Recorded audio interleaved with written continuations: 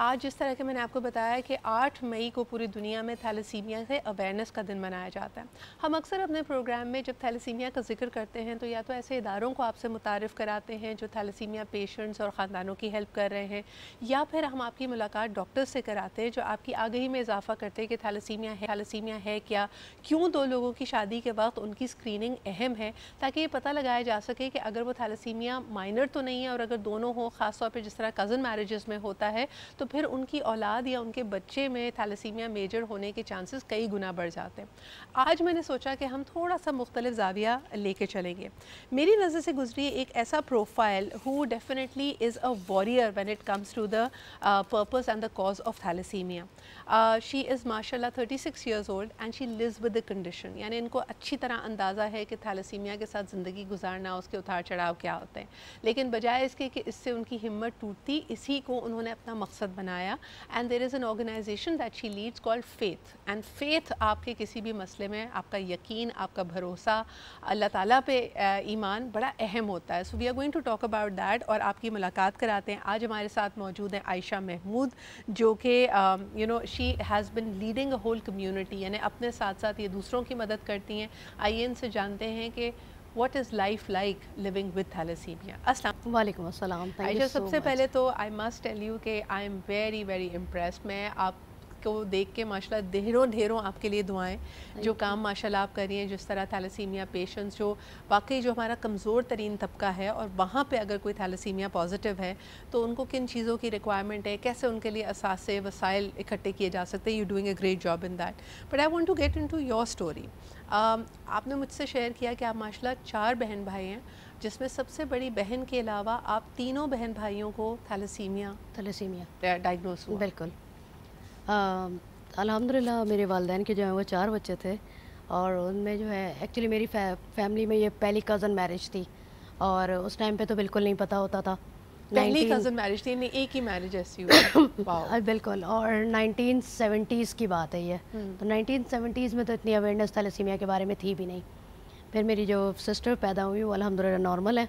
ان کے بعد جب تھیلیسیمیا میجر ایک ان کے یہاں بیٹا ہوا, تب بھی اتنی اویئرنیس نہیں تھی. 1981 پھر اس کے بعد ایک اور بیٹا, وہ بھی تھیلیسیمیا میجر.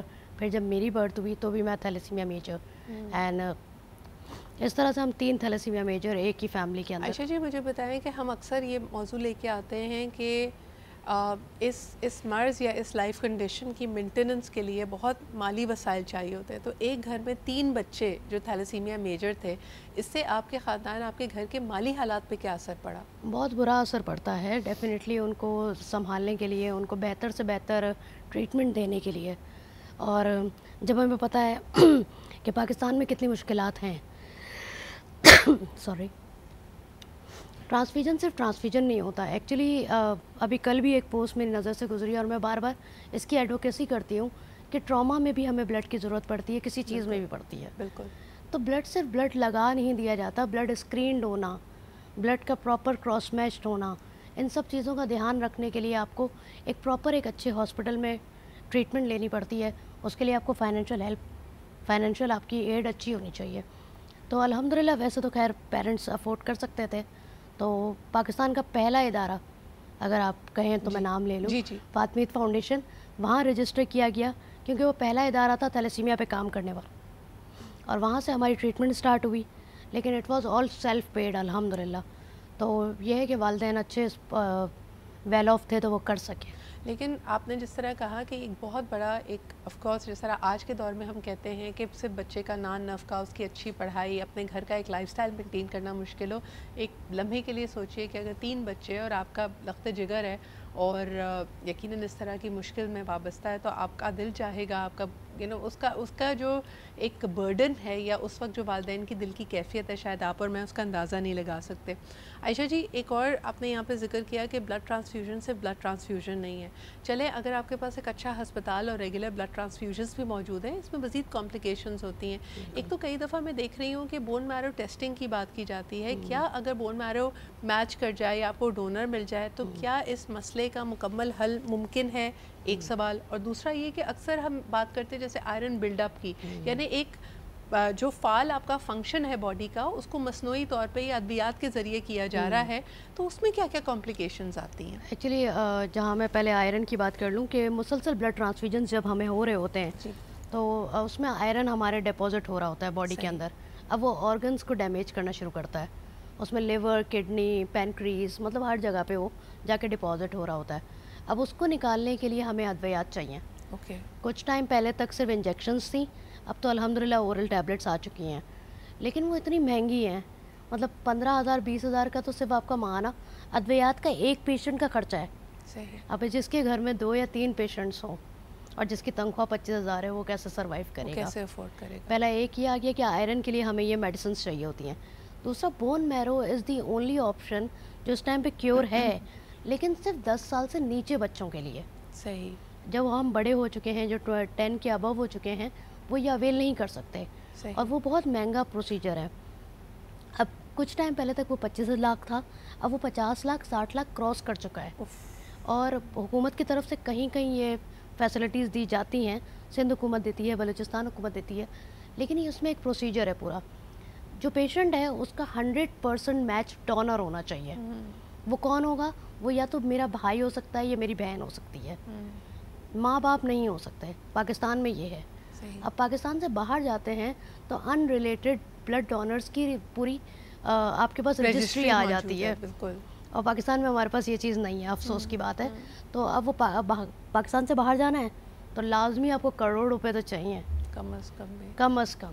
عائشہ جی, آپ کو بلڈ ٹرانسفیوژنس کی کتنی فریکوینٹلی ضرورت پڑتی ہے اور آپ کے شب و روز کیسے ہوتے ہیں؟ یعنی میں ایک لمحے کے لیے امیجن کرنا چاہتی ہوں کہ ایک یہ کنڈیشن جس کو آپ نے ساتھ میں مینٹین کرنا ہے اور ساتھ میں آپ کا فلاحی کام, آپ کا اویئرنیس کام, ان دونوں کو کیسے مینیج کر پاتی ہیں؟ مینیج ایسے ہوتا ہے کہ ود ان ٹائم آپ کا جو ہے نا گیپ کم ہوتا جاتا ہے ٹرانسفیوژن کا.